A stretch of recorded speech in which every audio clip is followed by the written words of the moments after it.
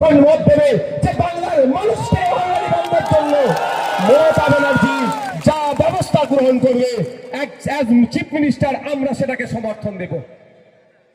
বাংলার মানুষের হয়রানি বন্ধের জন্য মমতা ব্যানার্জি মুখ্যমন্ত্রী হিসাবে যা পদক্ষেপ নেবে, মমতা ব্যানার্জির পশ্চিম বাংলায় সব থেকে বড় সমালোচক বিরোধী নওশাদ সিদ্দিকী আইএসএফ, তার ক্ষেত্রে মমতা ব্যানার্জিকে সমর্থন দেব আমরা। কেন?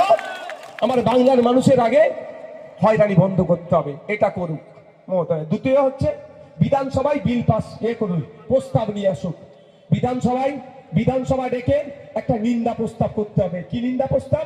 যে নির্বাচন কমিশন এই রকম ভাবে এই যাদের 4 ভাই তাকে 6 ভাইয়ের নোটিশ, যার নামের একটা শুধু ফুল স্টপ ছেড়ে গেছে তার নামে নোটিশ, খাতুন থেকে বেগম হয়েছে তার নামের নোটিশ, বিবি হয়েছে খাতুন থেকে তার নামে নোটিশ, এই নোটিশ দিয়ে পশ্চিম বাংলার মানুষকে হয়রানি করছে।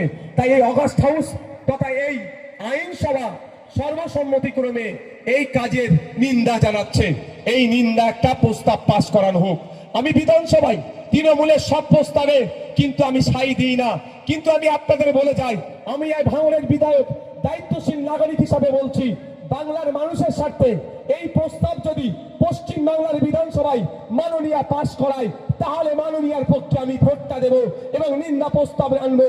এই নিন্দা প্রস্তাবে বাংলার মানুষ যাতে বাংলা মানুষের যে নিন্দনীয় কাজ হচ্ছে সেটা বন্ধের জন্য যে প্রস্তাব আসবে সেখানে আমি ভোট প্রয়োজনে দেবো, আমার অসুবিধা না।